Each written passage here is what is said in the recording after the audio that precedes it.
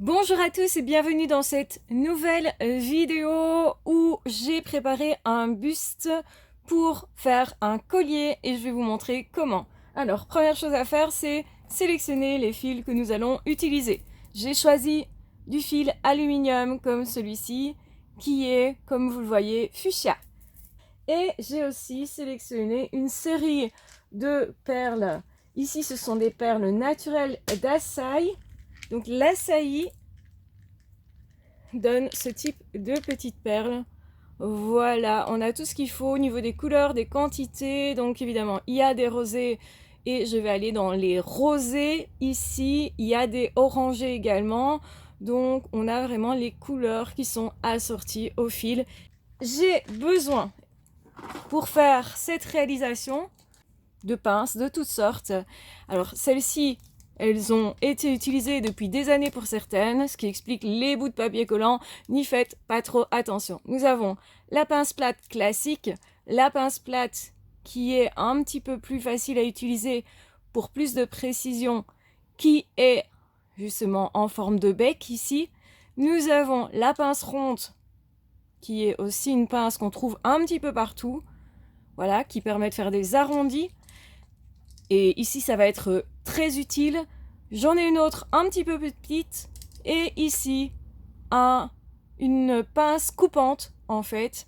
Vous reconnaîtrez cette pince qui est aussi celle qu'on utilise pour couper les griffes des petits chats, des petits animaux. Donc, effectivement, vous pouvez la trouver dans les animaleries si vous ne savez pas où chercher. Alors, autre chose aussi éventuellement que vous pouvez utiliser, c'est ceci. Donc ici, c'est un baguier pour mesurer les bagues. Vous pouvez prendre quelque chose qui soit cylindrique si vous voulez vous aider pour avoir de jolies boucles, de jolies formes arrondies, parce que c'est ce que je souhaite créer ici.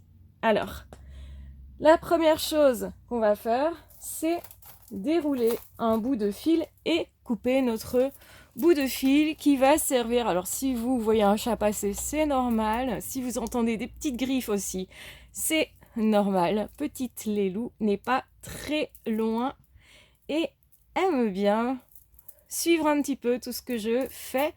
Donc elle est curieuse. Donc peut-être que vous allez voir son petit nez au courant de la vidéo. Alors, donc on prend un bon bout de fil ici qui va servir pour faire le collier. Donc on va imaginer que le collier il soit plus ou moins de cette taille. Prenez toujours de part et d'autre des fils assez grands si vous voulez faire plutôt des boucles intéressantes. Donc je vais prendre 2 morceaux de fil comme ceci. Donc je vais couper avec cette pince qui a la particularité, quand on coupe en fait elle va couper. Alors elle est un petit peu compliquée à utiliser celle-ci parce qu'elle est moins malléable que celle que j'avais avant. Comme vous l'avez vu, elle coupe hyper net. Donc utilisez toujours des pinces qui soient adéquates. Donc voilà, j'ai pris un bout de fil comme ceci et je vais prendre un deuxième, plus ou moins la même quantité. Donc autrement dit, au moins pour faire 2 tours de cou largement. Hein. Donc vous voyez qu'ici, ça va faire 2 fois au moins le tour du collier. Ici commencent les choses sérieuses. On superpose nos 2 fils. Alors on va les lisser pour qu'ils s'accordent l'un à l'autre. Donc on va lisser les 2 fils comme ceci, hein, pour vraiment qu'ils se mettent ensemble l'un à côté de l'autre le mieux possible. Vous voyez qu'ici ils ont plus ou moins la même forme, je peux les plier même en même temps. C'est très important de doubler le fil ici pour avoir justement un côté un peu plus rigide. Si vous souhaitez avoir un collier qui l'est moins, ben prenez une seule épaisseur vous suffira peut-être. Moi je trouve qu'esthétiquement parlant, le travail semble plus adéquat, plus fin justement quand il y a 2 fils et ça nous permet de choisir, soit je laisse les 2 fils l'un à côté de l'autre et je les lie par un autre fil, ce que je peux faire par exemple avec le fil plus fin que j'ai là, ou au contraire je vais les entrecroiser et c'est ce que je vais faire, je vais vous montrer ça. Donc un petit peu comme si on tressait le fil, je le prends, donc vous voyez je le passe l'un au-dessus et en dessous de l'autre. Donc pour faire comme une petite tresse, donc je le chevauche tout simplement et je vais faire ça tout le long.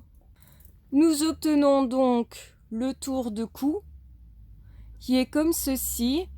Vous voyez qu'on peut le serrer plus fort ou moins fort et effectivement j'aurais pu faire plus fort ou moins fort tout le long. Ici j'ai fait plus fort plus souvent, donc croiser plus près autrement dit, et là je vais laisser un peu plus sans croisement on va dire. Donc là vous faites comme vous voulez, moi j'aime bien cet effet-ci.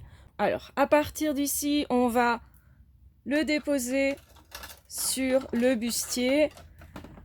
Vous pouvez le mettre sur vous et le créer sur vous pour rectifier chaque fois la position. Vous n'êtes pas obligé d'avoir un bustier, mais c'est beaucoup plus facile.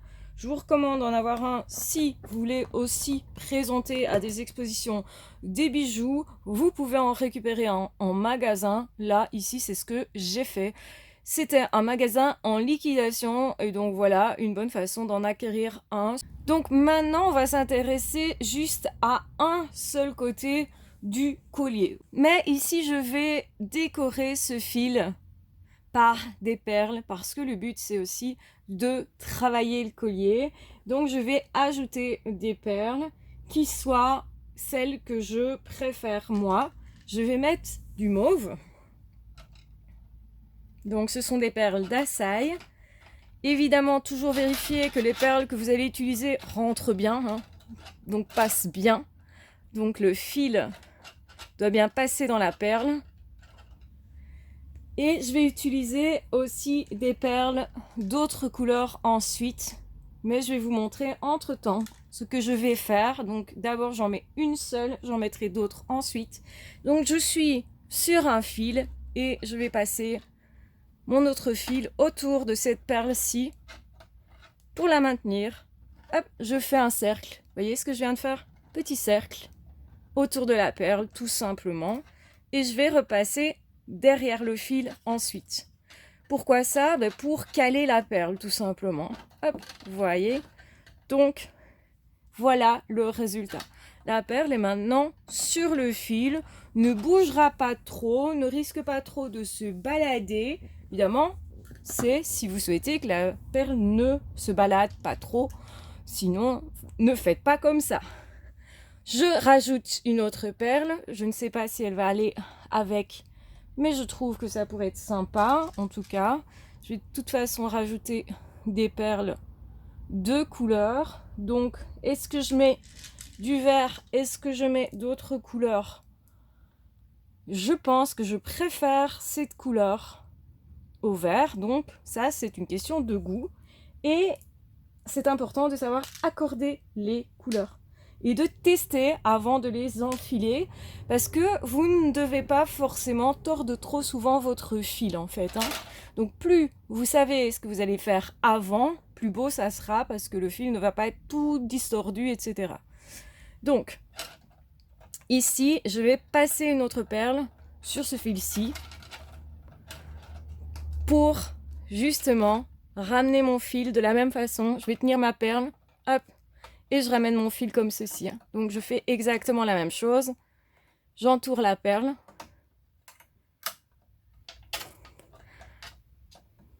Voilà. J'ai donc deux perles qui sont mises pour l'instant. Je vais utiliser le fil qui est ici.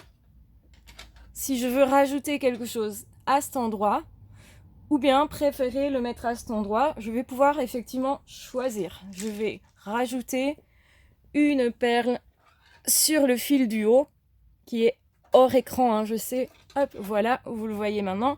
Donc la perle est ici et je vais de la même façon tourner mon fil autour de cette perle. Hop, hop, hop. C'est très facile de faire ça comme ceci. Vous pouvez vous aider des pinces si pour vous c'est compliqué d'avoir de belles formes. Ça, c'est tout à fait vous qui voyez en fait, vous qui faites ce que vous aimez comme résultat. 3 perles, c'est toujours très joli. Les 3, 3, 3, ça marche très bien en fait. Et alors ici, moi je souhaite utiliser le fil qui redescend. Donc j'ai encore la quantité de fil qui redescend pour compléter un petit peu le collier. et varier un petit peu. Alors, je vais utiliser ceci. Je vais faire une jolie courbure ici.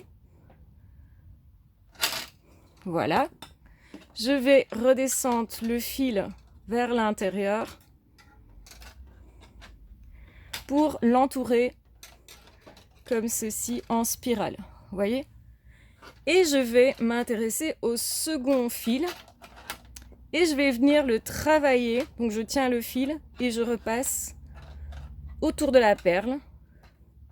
Voilà, pour consolider mon dessin, pour ne pas que ça bouge. Le but, c'est quand même de conserver la forme du collier, même si c'est très flexible. Le fil aluminium est extrêmement flexible et c'est pour ça que c'est si facile à travailler.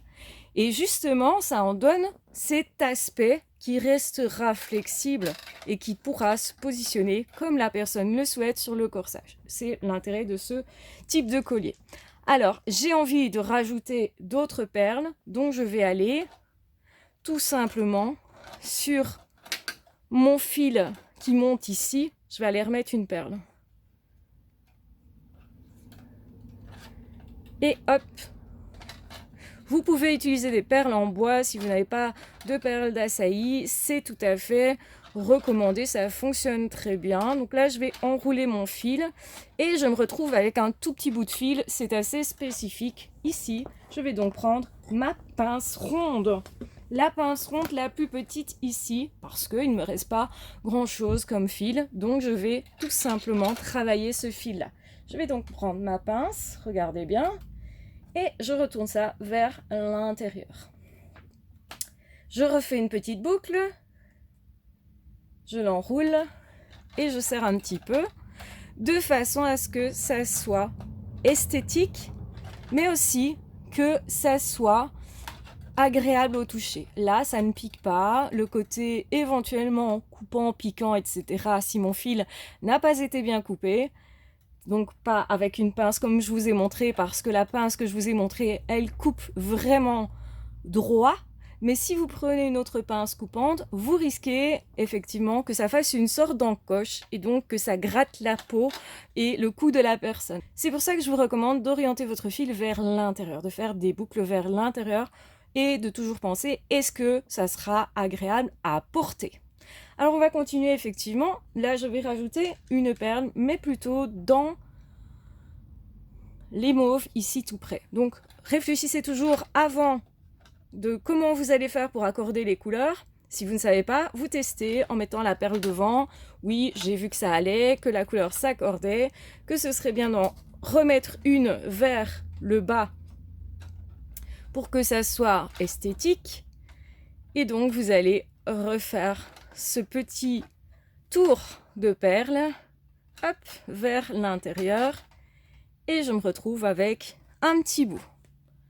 Voilà ce que ça donne pour ce côté-ci qui est déjà très joli. On va reprendre notre pince, mais cette fois, je vais reprendre la pince ronde plus épaisse. Pourquoi ça? Parce que j'ai plus de fil, donc c'est plus simple à utiliser. Donc je tiens mon ouvrage, je mets ma pince ici et je vais l'enrouler. Donc je ne pince pas trop fort hein, pour ne pas marquer le fil. Je l'enroule tout doucement.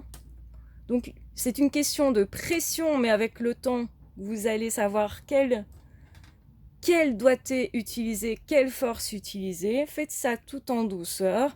On remet le centre, donc le bout du fil vers l'intérieur et là, il ne grattera pas la personne. Donc voilà le résultat quand ce fil est enroulé. Et exprès, ici, je vais vous montrer une autre méthode pour varier un petit peu les plaisirs et pour que vous puissiez apprendre, c'est le but de la vidéo. Eh bien, je vais retirer le collier de son support, je vais prendre les deux fils et regardez bien parce que ça peut aller très très très vite. On va enrouler les deux fils ensemble, hop, on fait une boucle, on enroule vraiment sur elle-même. Donc les volutes comme ceci, hop, et voilà, un petit dessin se forme, un petit dessin qui va venir compléter le collier de l'autre côté. Voilà. Je vais donc regarder si j'ai encore du fil en suffisance pour refaire un petit tour. Et voilà, donc une fois qu'on a bien pris les fils ensemble, ça donne toujours des jolis petits résultats. C'est un petit truc que vous pouvez utiliser quand bon vous semble. Donc regardez le résultat du collier. On peut déjà voir un petit peu la forme finale que ça va donner. C'est esthétique, c'est ce qu'on cherche, c'est parfait. Donc ici, ce que je vais faire, c'est terminer ces bouts qui me gênent. À nouveau, j'enroule vers l'intérieur pour ne pas que ça blesse la personne, pour ne pas que ça gratte. Si on a quelqu'un qui est sensible à tout ça, effectivement, donc il y a des personnes très sensibles au niveau de la peau qui pourraient s'irriter très vite la peau juste parce qu'il y a quelque chose qui gratte sur le corsage. Donc pensez-y toujours et faites ça avec soin. Toujours le soin, c'est essentiel. J'ai toujours dit ça, je le redis. Donc voilà, hop, première boucle, je fais ma deuxième. Et je ne pince pas trop fort quand je fais ces petites boucles. Vous saurez doser au fur et à mesure vos forces, on va dire, par rapport à comment vous devez manœuvrer. Le but, c'est que ça soit esthétique. Le but, c'est qu'on voit les différences de fils, donc je vais les séparer un peu comme ceci, vous voyez. Et le but, c'est de donner une forme qui généralement est un petit peu en V, qui va se positionner correctement sur le corsage. Regardez comment ça s'adapte, c'est nickel. Donc déjà comme ça, il est très très joli. Je pourrais rajouter du fil bleu si je veux avoir une petite touche de bleu, mettre un petit peu de bleu dans ce petit collier. Je pourrais le laisser comme ça parce qu'il est déjà très très mignon. Voulez-vous une petite touche de bleu ou pas? Et la question à se poser. Parfois, j'avais des idées au début et puis je change d'avis et je me dis qu'il est déjà vraiment vraiment très très joli comme ça. Mais je peux aussi ajouter un petit fil plat et l'enrouler. Mais franchement, j'aime déjà très très bien le résultat et je crois vraiment que finalement, je vais le laisser comme ça. Et ça, c'est typique de la création. On a parfois des idées en tête, parce que oui, le bleu irait parfaitement avec. Et on pourrait vraiment le mettre dedans, etc. pour ajouter un petit peu de détail. Mais j'avoue, j'adore ce côté fuchsia. Vraiment, comme ça, moi, je kiffe. Donc, je vais m'arrêter là. Et j'espère en tout cas que cette création vous plaît, qu'elle vous aura donné des idées et que vous savez mieux comment créer vos bijoux, vous aussi. Donc voilà, merci d'avoir regardé cette vidéo. Si vous l'avez aimée, n'hésitez pas à partager. Et je vous mets en barre d'infos mon Vinted pour que vous puissiez acquérir mes petits bijoux, dont celui-ci qui va aller sur Vinted, qui peut être donc acheté parce que j'ai tellement déjà de réalisations que je ne vais pas le garder et ma famille a tellement de colliers offerts que pareil, je ne vais pas le garder. Donc vous pouvez l'acquérir si ça vous intéresse. Il y a plein de petites créations, de bagues avec des pierres notamment. En barre d'infos, vous allez trouver mon Vinted. Donc, bienvenue sur Vinted, où en réalité, je ne vends pas au prix du temps passé sur mes créations, parce que c'est pas mon activité principale, mais je revends pour récupérer le matériel, pour pouvoir racheter du matériel, parce que ça m'est nécessaire de créer, ça me calme, ça me booste, et ça me crée beaucoup de joie, de plaisir et de partage avec beaucoup de personnes. Du coup, c'est pour ça que j'ai décidé et de reprendre cette chaîne de création, et aussi de vendre à des prix très abordables. Voilà, je vous remercie d'avoir regardé cette vidéo. Passez une agréable journée. Je reprends donc cette chaîne de création de bijoux. Dites-moi en commentaire ce que vous souhaiteriez apprendre.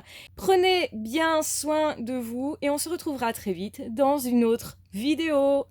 Ciao, bye bye!